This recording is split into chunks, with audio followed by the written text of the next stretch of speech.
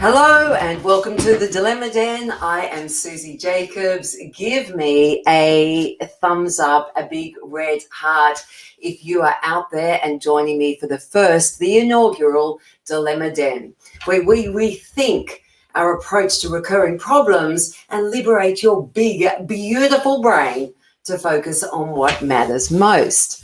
Now, it is only just on 4, so I reckon while we're waiting for a few people to join us, I just want to say, go Simone Biles from the US, the gymnast. What an amazing woman she is. Talk about being able to make the right choice for her, being able to make the right choice for her under the most enormous pressure. If you are out there and you think that Simone Biles just absolutely was able to show herself love rather than waiting for the love and the applause from the rest of the US population, again, give me a thumbs up. I'd love to know that other people are really recognizing that there is this young gymnast who chose to look after herself rather than worrying about the medal. Brave, courageous, kick-ass kind of thing to do.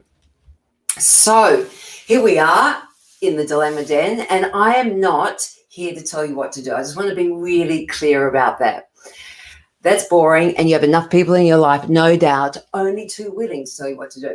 So what I am here to do and what I would love us to be doing is really releasing your creativity, increasing your productivity, and igniting your curiosity so you can find the answers that matter to you, like your answers, nobody else, the ones that are right for you. So again, if you like that idea, give us a little hello, a wave. Let me know that you're out there. So as you know, this is how it works. People send me their emails and tell me what's going on in their life, what their dilemmas are, what their problems are. And every Thursday at 4 p.m., we're going to come along here. We're going to talk about what the challenge is, and we're going to explore it. But like I said at the beginning, this is really about rethinking the way we approach recurring problems, really exploring them so that you can find your own right answer. Because here's the truth. When other people tell us what to do, we don't like it. So I don't want to be one of those people. I want you to love coming here and exploring different ways to view life. So here's a letter from Gabby. She said, "Hi, Suzy. I had an unexpected visit from my CEO. A colleague on the executive team made a complaint about the way I speak to them. Apparently, I'm aggressive and condescending. I've never had this happen.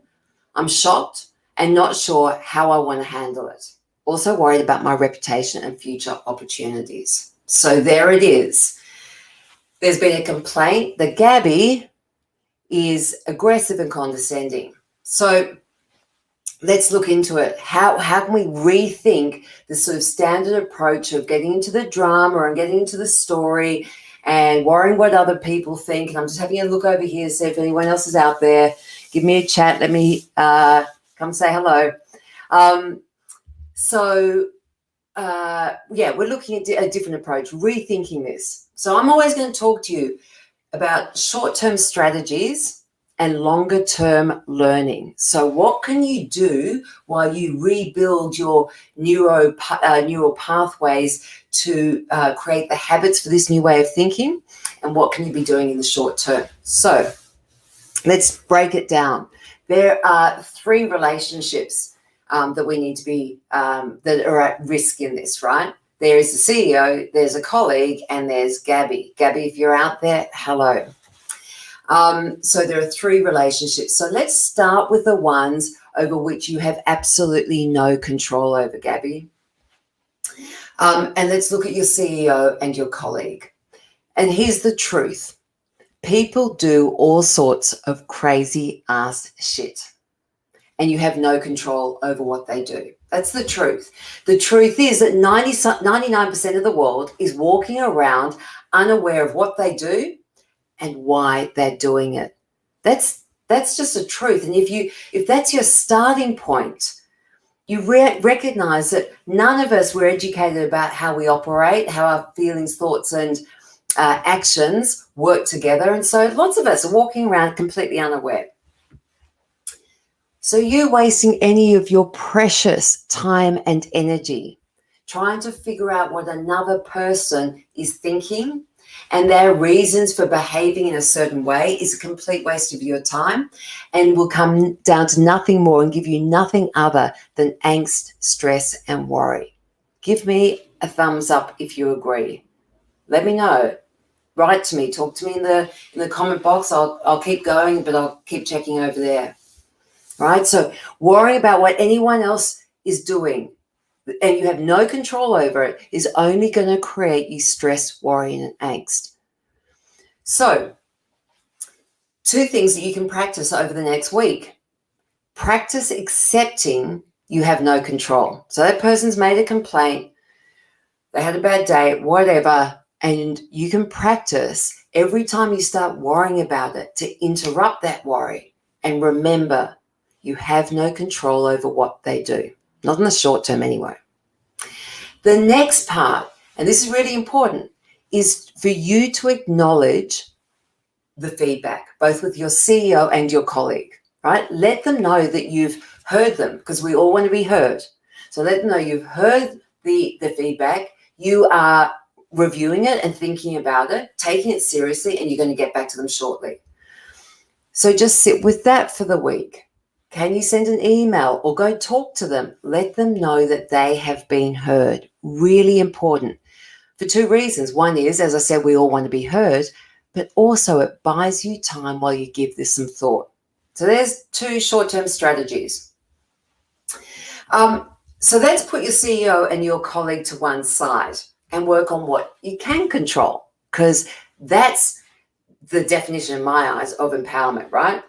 Empowerment is working on what you can control. So what can you control? Well, you can control, as my gorgeous friend and colleague, Lorna Patton used to say, anything within this bag of skin or bones, right? So any of your thoughts, your feelings, and what you do with those thoughts and feelings as actions. Okay, so here's the thing. You can control anything that you think, feel, and act. This colleague has accused you of being aggressive and condescending. Gabby, when I was walking along the beach, down Bondi Beach, beautiful morning, and I was thinking about, really in deep thought about business. And I was really deep in thought and the phone rang and I just answered it. It was my daughter and I went, hi.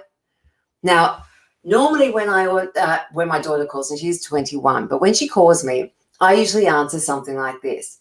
Hello, you gorgeous, scorgy, porgy, pudding pie, kiss the girls and made them cry, Princess Pucanella burger, like I so hammered up.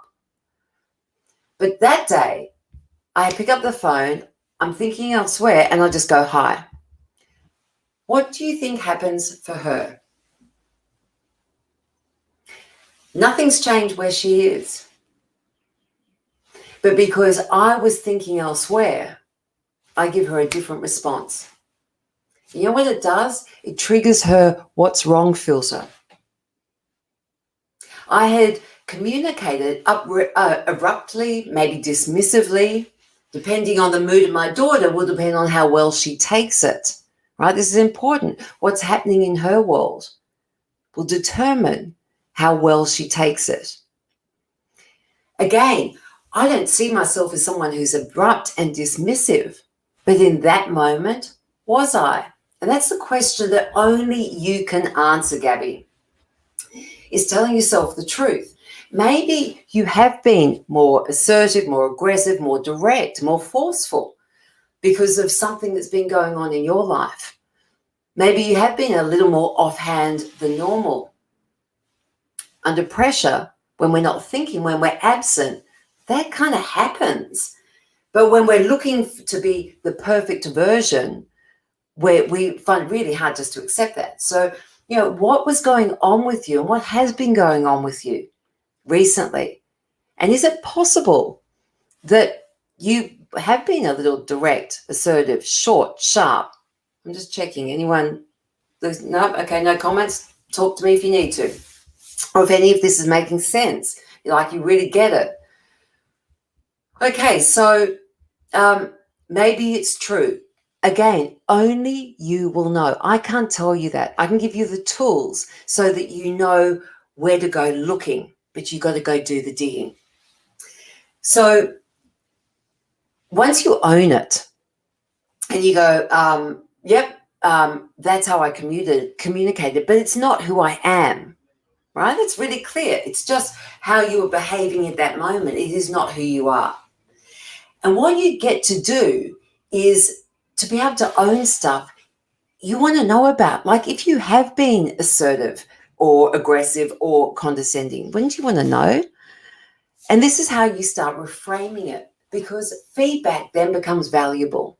So there are two options. One is that actually your answer is, yeah, I have been under pressure. And it's quite possible. I have been short. In fact, spoke a bit nyat to the person I bumped into in the street, or, I haven't had much time for my partner either. We start telling ourselves the truth, right? And then you have an option. You've got some choices at that point. Suddenly, that feedback from your colleague and your CEO, you can reframe and make it valuable to you, right? So here's what you do. Empowerment, but empowerment begins with ownership. So the first thing you want to do is own it. Either yes, you're right, he's right, I have been. So you go and apologize and you go, you know what? Yeah, you're right. I have been a bit short. I've been under a huge amount of pressure. It's not who I am. And I really want to apologize because that's not how I want to show up in the world. Now, option 2. Everyone getting this? Somebody's written to me. I'm getting excited. It's all making loads of sense. Thank you. Beautiful. Okay. Option number 2. You go reflect on it, and you can't remember being aggressive, but that's how your colleague has experienced you. It has experienced you. This is when you really need to know who you are, right? So if you look back on that situation and you reflect on it and you go, actually, it just doesn't feel like I have been aggressive. I'm pretty self-aware. I know how I show up in the world. I'm finding this challenging. I can't see where I was aggressive, right? Then what you're doing is you're putting aside the judgment about your colleague and your CEO and about yourself. Because here's also the truth. Judgment cannot survive while curiosity is alive. And curiosity is what you want to do. You want to start getting curious. Interrupt your judgment because judgment is not useful. It is not true and it's not right. And ignite your curiosity. Here are some questions for you, Gabby, and anyone else. If that person has perceived my communication as aggressive, assertive, condescending, I wonder what's going on for them. I wonder what they've interpreted as aggressive. Wouldn't that be interesting to know? Like, if you're going to be building a long-term relationship with this person, don't you want to know what triggers them, how they see life, right? You might be wondering, why didn't they come direct to me? Like, I'm an open book. I'm really open and easy to talk to. But rather than judging them for being wrong, for not coming to speak to you, you go, I wonder why they didn't. Allow yourself to lead with curiosity. Go ask, take the lead, walk the talk, align your actions and thoughts with the greatest version of yourself. That's what leaders do. Great leaders use every opportunity to practice their process. I'll say that again. Great leaders use every opportunity to practice their process. So the process for you, Gabby, is to go back to either certainly acknowledge that you've received the feedback to start with. That buys you time to spend the time thinking about it. So don't go and ask anyone else what you should be doing. You go internally. You ask yourself, have I been aggressive, assertive, short, sharp? Yes, I have because I've been under pressure. Then you go and don't apologize because who wants to show up like that? Not if it's not your greatest version of yourself. If what you discover is actually, no, I can't remember being like that, then you put the judgment of yourself and your colleague aside and you ignite your curiosity. Go find out about them. Go discover how they have received your communication so that next time you can communicate in a way that works the best for you. So there it is. There's some stuff for you to think about, Gabby, and for you to decide for yourself what is right for you. So here's the thing about the dilemma, Jen. We're just meeting up every Thursday at 4 o'clock and we're discussing and rethinking the way we approach the problems, those pesky, pressing problems that actually weigh us down, fill our brain so that we are not as creative, productive, or innovative as we could be. I'm just going to take a moment over here and check to see who wants to chat. Any other questions? No, they're not. So this is where you can help others get past their problems and get focused on making better stuff possible in the world. I would love to see you here again next Thursday at 4 p.m. Please give us a heart, a like, and share this link and share the Dilemma Den with other people. And if you've got something that's weighing you down and you want to liberate your big, beautiful brain so you can get on with working on what matters most, email me at Suzy at, in fact, not Suzy, SJ at suzyjacobs.com, and I will unpack it all next week. Look forward to seeing you then. Bye.